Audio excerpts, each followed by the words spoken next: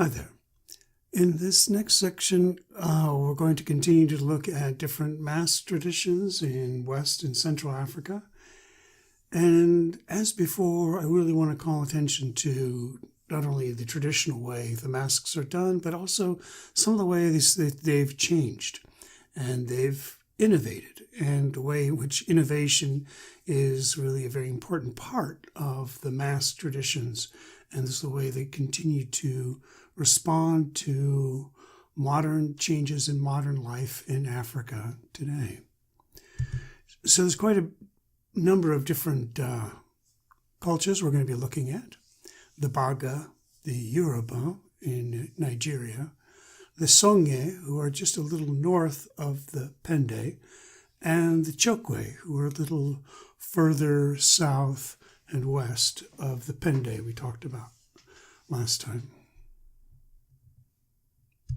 To begin with, let's talk about the Baga and the very impressive Nimba or Ndibba mask that you see before you. This is a huge crown mask. It's quite impressive and heavy, and it is a very important part of an ancient tradition among the Baga and the Malinke. In this time, you have this celebration of the mother, and this you see this sort of bare-chested, powerful, dramatic head rising above the shoulders, and this sort of raffia that wraps around it. It's very forceful, projecting face with this impressive nose and bulging eyes and a kind of crown of hair that rests right down the center. These masks are meant to create a sense of kind of majesty and elegance and power of the role of mother in people's lives. Now, there's a lot of things that have happened among the Baga, and one very important change that's occurred is the gradual embrace of Islam. And with the coming of Islam into the region, there was a push to kind of move away from these traditional practices. This came to a head with 1958. There was an Islamic push for what they call demystification, where they were going to sort of ban all these earlier traditional practices.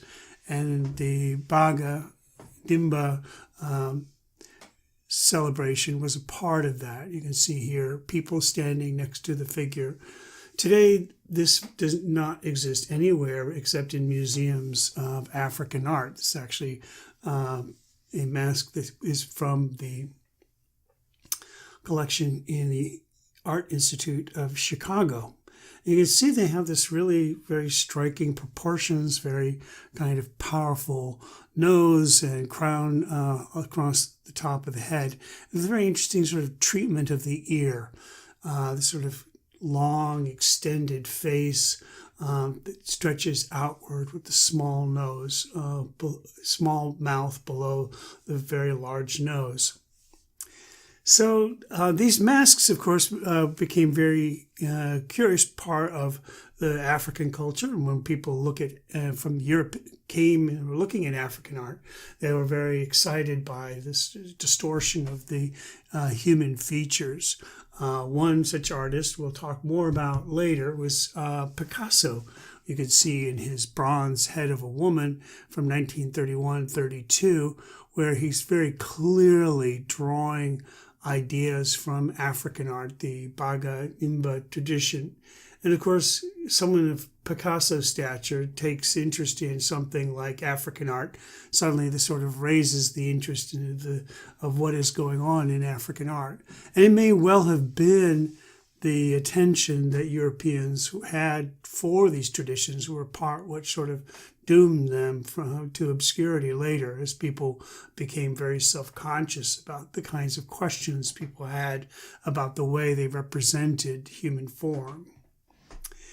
Among the Baga today, there are still new dance traditions that have been created. One very interesting one that has emerged out of Islam is a tradition which used to be the Sibondel.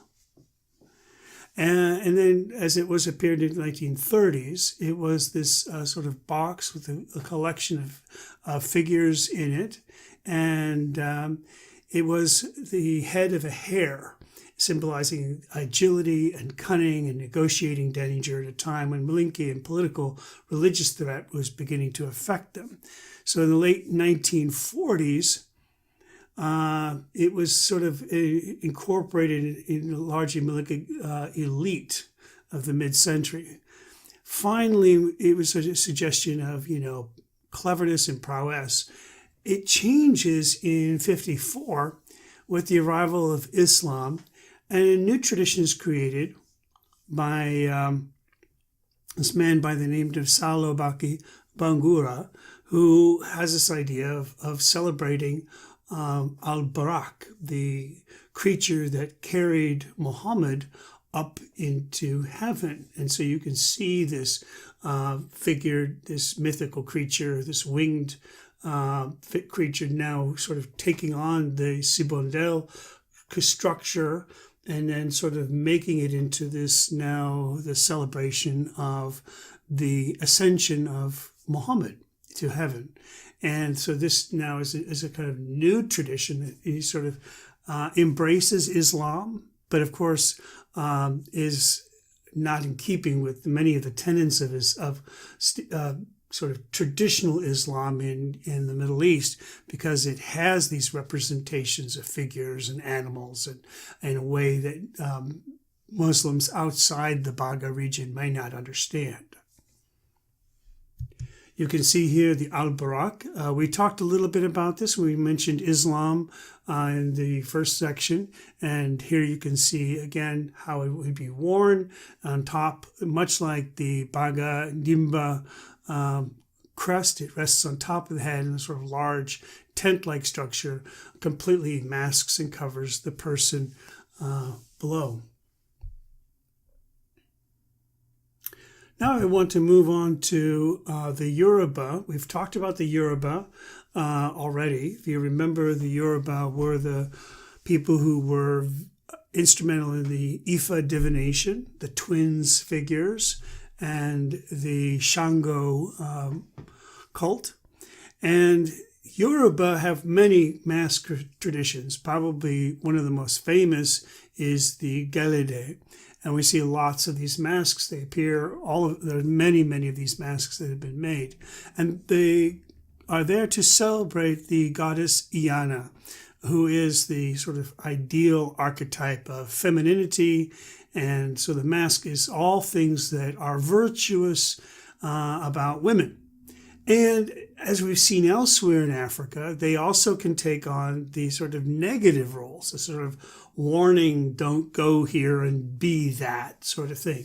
So the goddess Iana is a goddess of women's power. And women's power is often manifest in things that fly, like birds of the night.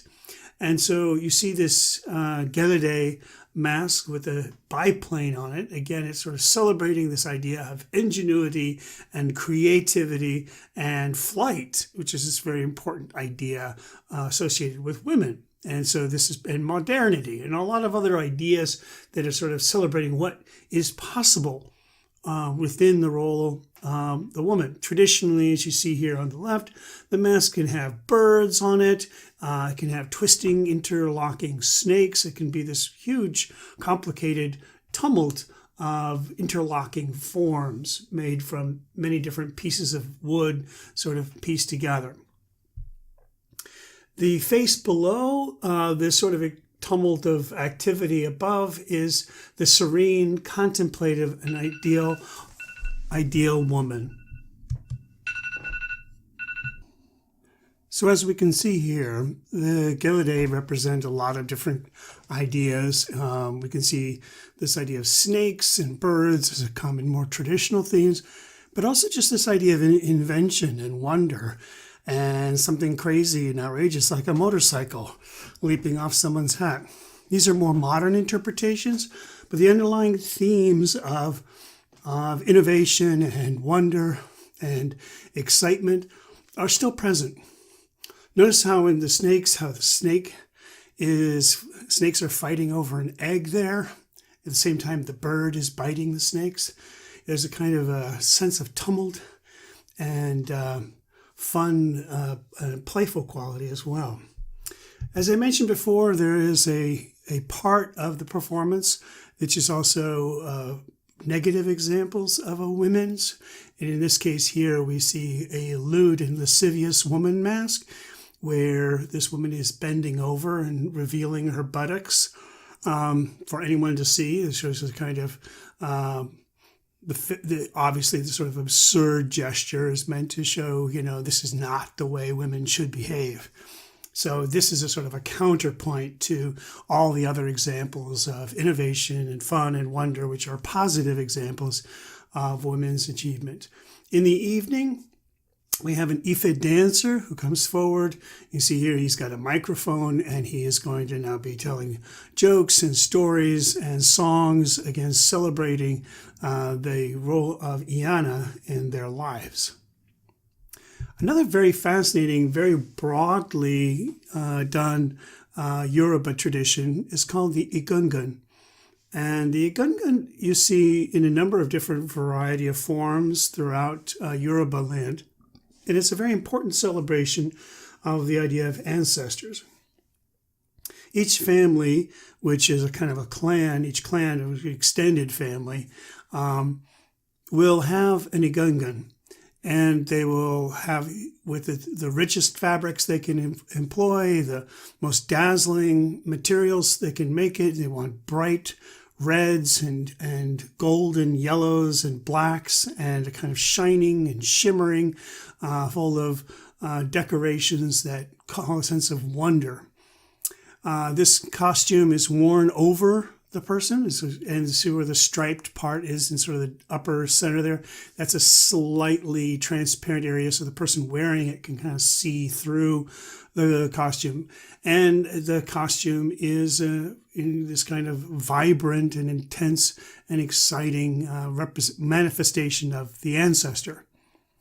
Now, the story of why the Gungun comes to being comes back from Ifa divination, where one of the divinations describes the idea of the patas monkey, and how he had an ancestor, both a human mother and a monkey, and the patas monkey wanted to honor his human mother.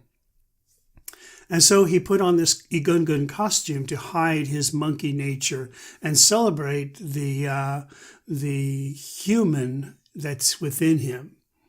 The patas monkey, as you can see here in this example, is a monkey that is primarily gold and red and white and black flecks. And so the clothing of the Gungun, kind of the coloration of the Gungun, kind of mimics the coloration of the patas monkey.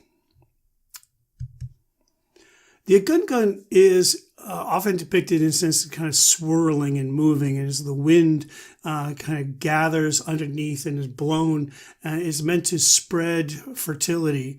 There's also a little drawing here on the right where you can see a figure kind of holding up a board, so it allows them to turn and shake and move pretty freely, even though they're entirely hidden underneath there. There's a kind of extraordinary vitality and energy and excitement that comes from the Gungun dance, and as part of this idea of the vital force of the ancestors come and be reborn and continues to thrive in the community.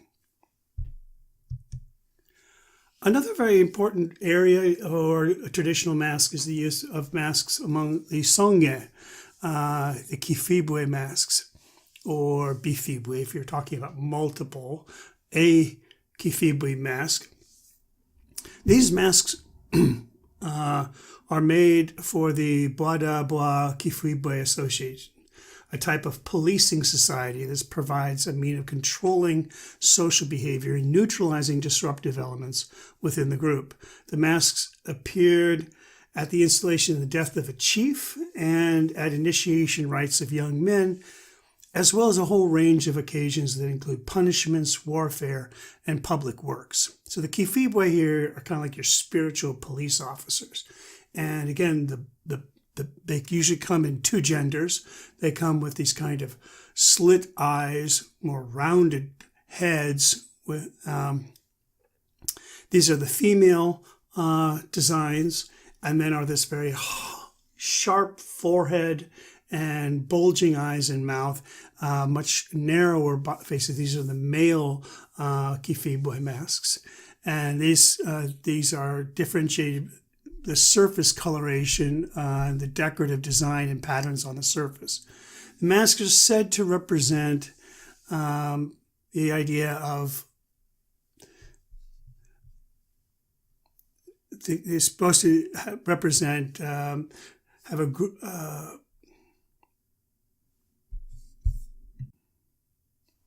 Typically, there is one female mask and a group of male masks, and they come together in a group, and they're meant to be menacing and intimidating and sort of the heightened emotions of the situation.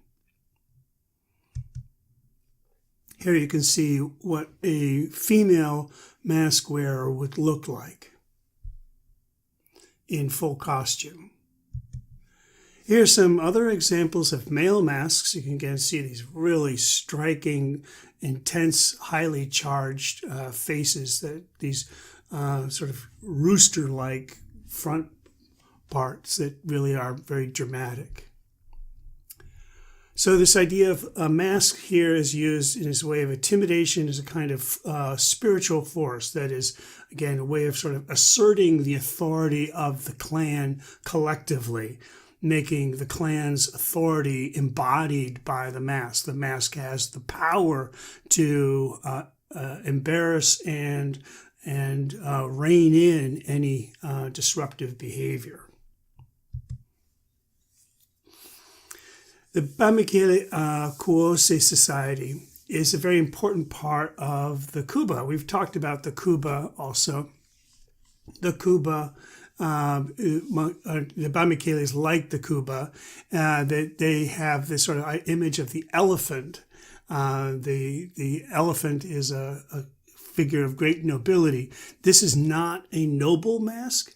They appear in royal festivals, but they are the supporters of the king. And so a kind of herd of elephants, in a sense, these are the royal ministers, the people who are directly showing their allegiance to the king and authority.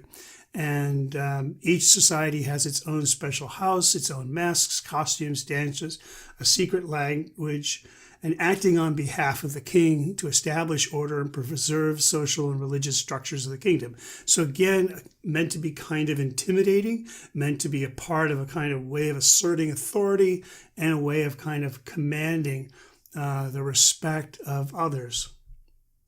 A similar example of this can be found in the Kuba Mukinga mask. Now, we talked about the masks of the royal court of the Kuba. Now, the Mukinga is like that in that it has that sort of face of the royal king. But what makes it really strikingly different is it has this sort of tubular form with a palm at the end that comes out of the head. This again represents the idea of the elephant's trunk, and the symbol of the elephant is again the symbol of royal power and royal privilege, the ability to get things done, the ability to command and direct powerful forces. And so the Mukinga are not nobility, but they're like the Bamikele. They're a group of people who are joined together to support the nobility. And it's a great honor to be invited into that company as a direct part of the royal court. Now I want to talk about yet another group further south, the Chokwe, in the Chihongo mask. Now, one of the things that the Chokwes have very distinctive scarification on their faces, and the design of the masks are very striking. You notice that they have this kind of inset eyes with these sort of bulging forms, sort of like the pende, but a little bit variant in that, that the eyes are really recessed with this sort of cowrie shell-like eyes, these slit eyes. That's sort of a classic Chokwe style mask. And you'll see here the Chihongo mask represents an ancestral chief and symbolizes prosperity. And there is this chilingelenge, this sort of design on the forehead here, this sort of interlocking kind of connected diamond shape at the center of the forehead. That is the symbol of the royal power of the mask. Here is what this costume looks like in full. This is what the mask in full costume looks like. Another very important Chokwe mask is the representation of women. And traditionally, there was the royal woman mask, the puo.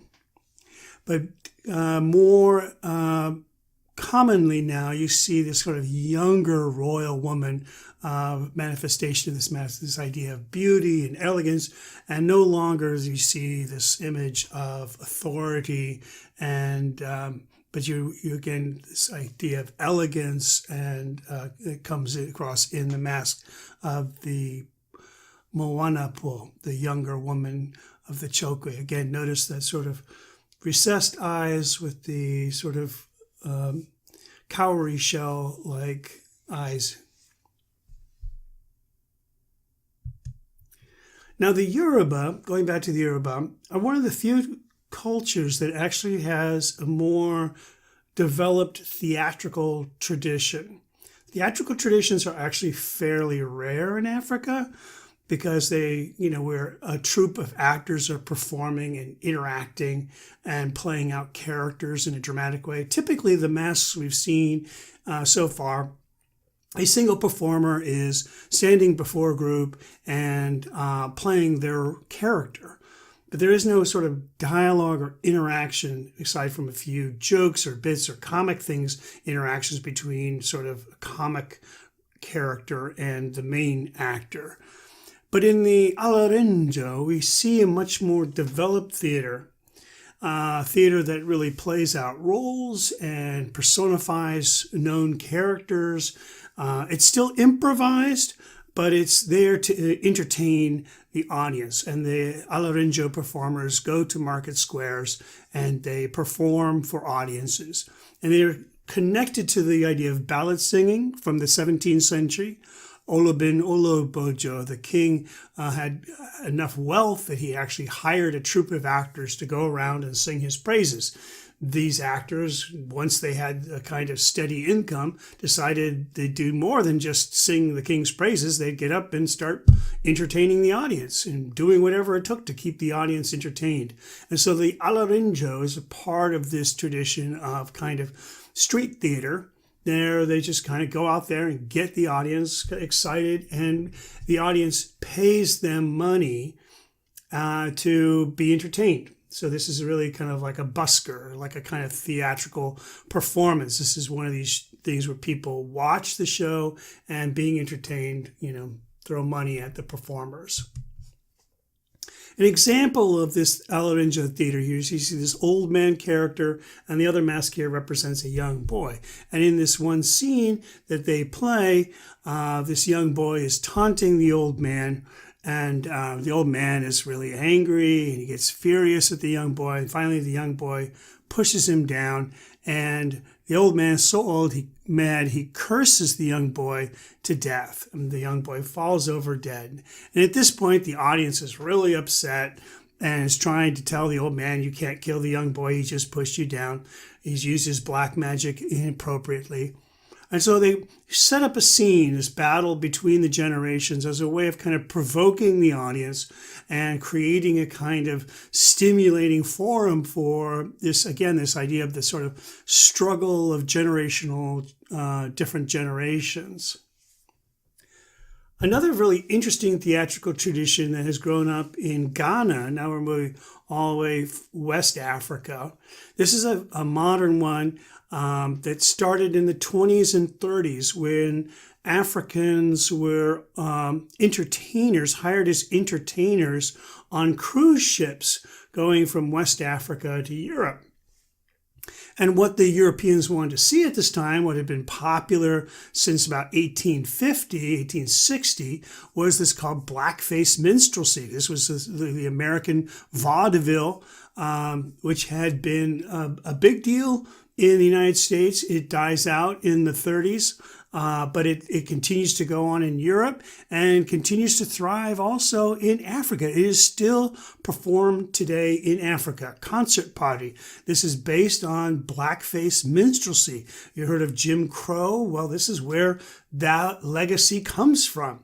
And yet in Ghana, they don't see this as an insult to their African heritage. Quite the opposite. They see this as a great honor to perform and a great part of their cultural heritage. They have transformed this tradition of blackface minstrelsy into something that speaks to them today and plays out the kinds of roles and characters that are affecting them in their lives. So the stories are more contemporized, and this is something where you have clown characters and you have beautifully dressed up women. Men play women's roles, so we have cross-dressing in this kind of fun, antic way. And this is something that's been around for a while and is still popular with audiences in Ghana today.